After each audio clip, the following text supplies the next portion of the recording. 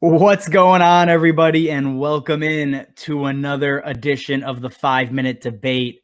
Today, I am joined by none other than founder of Nimble with Numbers, Scott Simpson. Scott, how is it going, man? Yeah, I'm doing really well. Speaking of Nimble with Numbers, I just got back from California with Bomick Big Time, and we had the Nimble Summit, Team Summit. We got to do a bunch of Nimble shit and stuff. So I'm really excited. No, it's yeah, no, happy to have you. As you can tell, this is going to be a good one. We got energy. We're ready. You know, it's late on a Tuesday night. You guys are probably catching this Friday, hopefully, as soon as it drops. So we're going to wake you up Friday morning. Yeah. Today, I'm sure you guys know who we're talking about. I'm assuming you read the headline. David Montgomery versus JK Dobbins. And we are doing JK versus Demo for 2021 in redraft PPR league. You know, that's our standard here. So gotta cough, gotta clear it out. Let's get ready. Scott, I'm gonna pass it to you first. I got the timer, as always, ready to go here. What do you have on JK Dobbins? Okay. So when I first was asked this question and you said rank these players and Montgomery and Dobbins were at the top, as soon as I hit send, I was like, oh, should I have gone Montgomery? I don't know what's going to happen with this, but it'll be fine. No, I like both of these players. Let me just say, and I'm comfortable kind of taking either one.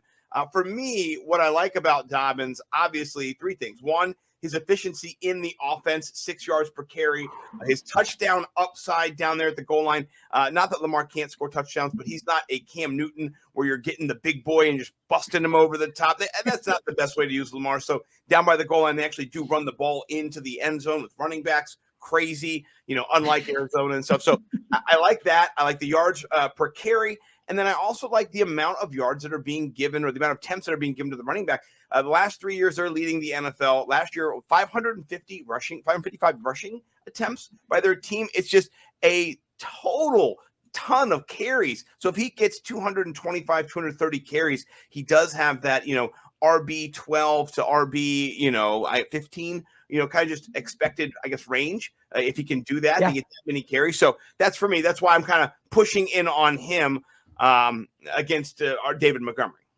Yeah, so again, and I'm with you on this. I am a huge fan of both of these players. Again, we always choose guys that are close in value for that reason, because it's a lot easier to debate guys when somebody has visceral hate for the other player. But I'm very much in on both these. Again, right now they're going RB16, RB17, back-to-back in PPR leagues.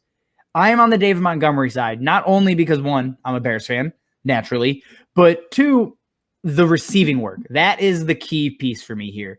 With Tariq Cohen still on the PUP list, who knows how truly healthy he's going to be this year? And even with Damian Williams in the backfield kind of populating that backup role, Montgomery has 60-plus target upside. And I don't know if you can see that with JK Dobbins.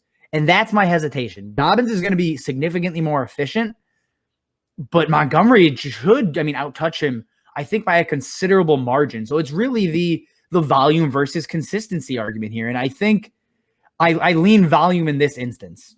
Yeah, no, I agree with you. And last year, our guy Dobbins only had 18 receptions and only 24 total targets. So that's not great. You want that to be higher, particularly in PPR. So that does give him a bit of an edge. I will say this. There's going to be some touchdown regression, I think, for David Montgomery. And I think agree. There'll be some more opportunities for touchdowns for Dobbins. There could be some regression too, but I just think that offense is going to yield more rushing touchdowns. And so I think from week to week consistency, they're both going to be right there, but I'm going to go with Dobbins because I think he's got that 2 touchdown upside each week. I don't know if David Montgomery has that. So I'm always shooting for the moon. So, maybe that's fair. Maybe at the end Dobbins, loses by a point or two to Montgomery, but I think maybe during the year you have bigger upside with Dobbins, a bigger ceiling week to week.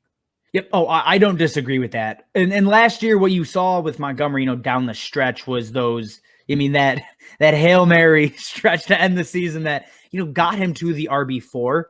Am I expecting that again? No, absolutely not. You mean you're insane to predict a talented running back, but granted, not an elite running back to finish in that range again.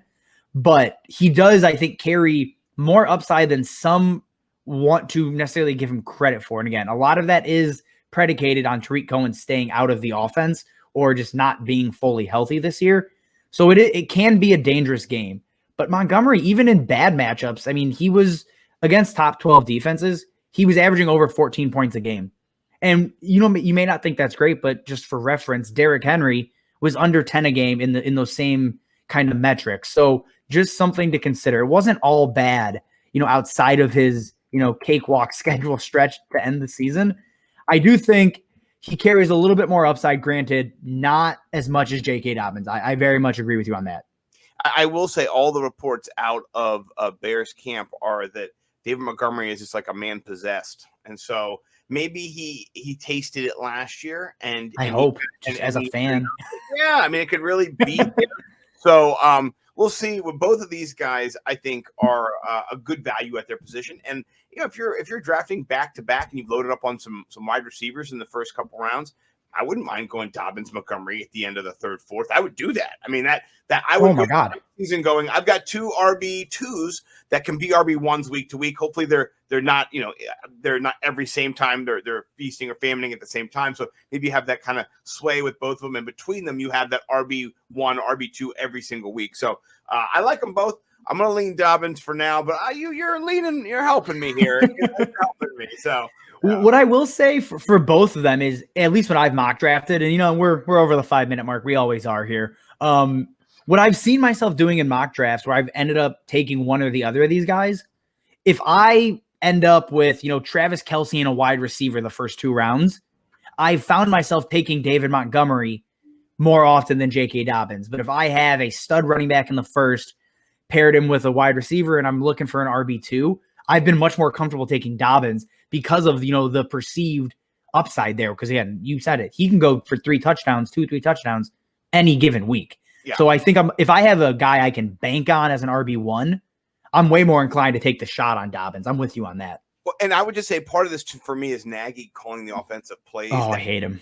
Me. I think they had a graphic last year when he called the plays, they averaged like 17 points per game or 12 points per game. I think it was bad. Terrible. And then when the other offensive coordinators the last couple of years have been given the reins, they've averaged like 24 points per game. You're just like, can we not see the pattern? Like, why is Nagy calling the plays? So I'm not a Nagy guy. That's just me in all of this. So that's kind of why he's, I like Jim Harbaugh. I like the scheme. I'm not a Nagy guy. Maybe if these coaching staffs and like, God, had David Montgomery over there on the Ravens, I'd be like RB1, because I know he get the volume and so, but it is what it is. Yeah, no, I'm with you on the Nagy thing. I've watched him long enough to know. Just please make it stop, please. That does it. That is a 5-minute debate. Maybe 7, whatever it is. Scott, thank you for joining us, man. Anything else outside of Nimble with Numbers you want the people to know about? You know what? I would just say there's a great organization here in the DC area called Hope for Henry. If you're ever looking to give and you have, a little bit extra money laying around, they help kids with cancer and their families with cancer. My wife and I have been helped by them, and then we are now part of the organization to help and to kind of spread the word. So we're on the board there that kind of gives out resources to families and stuff now. And so please, if you have anything, you can give Hope for Henry. You can go buy presents on Amazon for kids who are, going through troubles. It makes them feel great when they get a wish list fulfilled. So that's my plug. No, man, I love it. That is a phenomenal cause. Everybody check it out. As always, guys, you can find me over on Twitter at Justin_14P. You can find Scott at Nimble with just the W with Numbers over on Twitter as well. Again, follow us on Twitter, Instagram, catch us on YouTube, subscribe to the YouTube channel. You're here. Hit the bell. We will see you guys next week. Thanks for joining us.